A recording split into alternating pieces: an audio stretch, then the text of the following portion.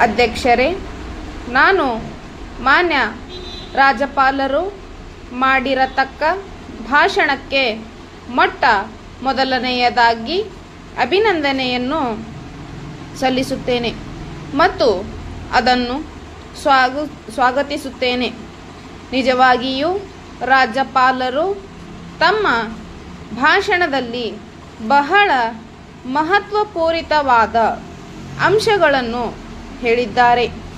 ಈ ವಿಷಯವನ್ನು ನಾನು ಬಹಳ ಅಭಿನಂದನಾಪೂರ್ವಕವಾಗಿ ಹೇಳುತ್ತಿದ್ದೇನೆ.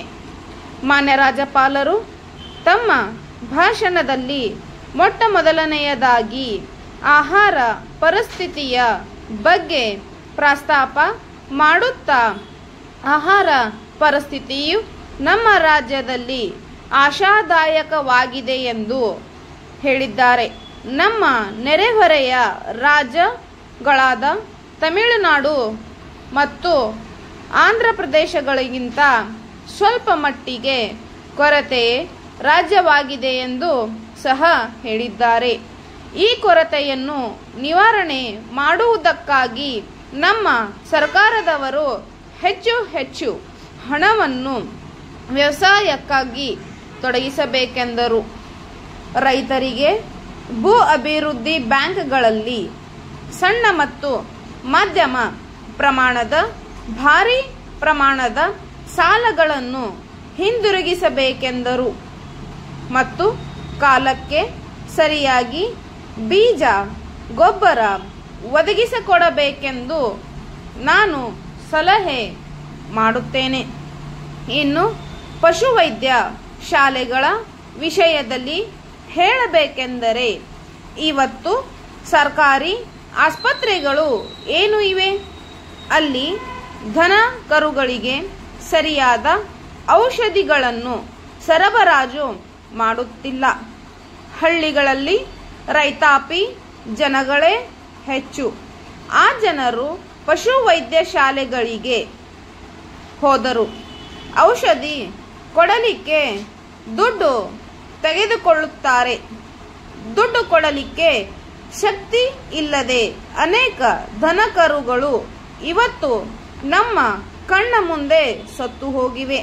ಇದನ್ನು ತಾವು ಗಮನಿಸಿ ಹಳ್ಳಿಗಳಿರತಕ್ಕಂತಹ ಪಶುವೈದ್ಯ ಶಾಲೆಗಳಿಗೆ ಕಾಲಕ್ಕೆ ಸರಿಯಾಗಿ ಔಷಧಿಗಳನ್ನು ಒದಗಿಸಬೇಕೆಂದು ನಾನು ಮಾನ್ಯ ಮಂತ್ರಿಗಳನ್ನು ಕಳಿಕಳಿಯಿಂದ ಪ್ರಾರ್ಥನೆ ಮಾಡಿಕೊಳ್ಳುತ್ತೇನೆ.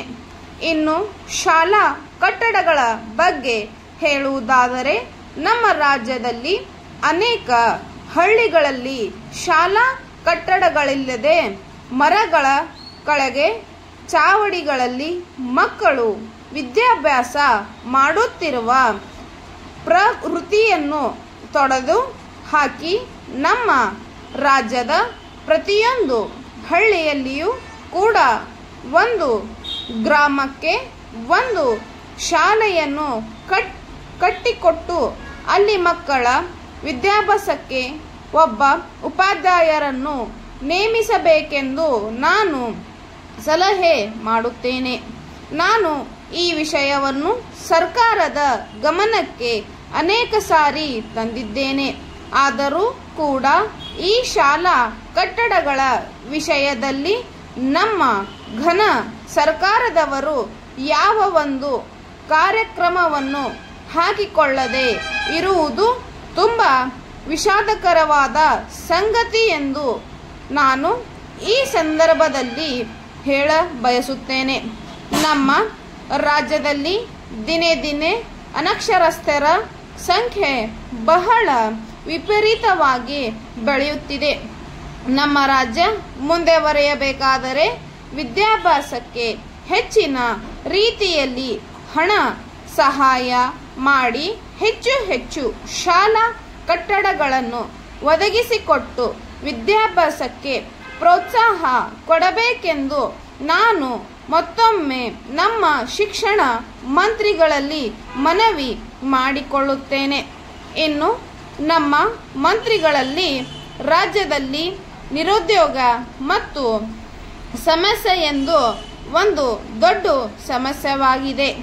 ಈ ನಿರುದ್ಯೋಗ ಸಮಸ್ಯೆಯನ್ನು ಬಗೆಹರಿಸಲು ನಮ್ಮ ಸರ್ಕಾರದವರು ಪ್ರತಿಯೊಂದು ತಾಲೂಕುಗಳಲ್ಲಿಯೂ ಒಂದೊಂದು ಕೈಗಾರಿಕೆಯನ್ನು ಸ್ಥಾಪಿಸಿ ತಾಲೂಕುಗಳಲ್ಲಿರತಕ್ಕಂತಹ ಬಡ ನಿರುದ್ಯೋಗಿಗಳಿಗೆ ಉದ್ಯೋಗಾವಕಾಶವನ್ನು ಕಲ್ಪಿಸಿಕೊಡಬೇಕೆಂದು ನಾನು ಸಲಹೆ ಮಾಡುತ್ತೇನೆ.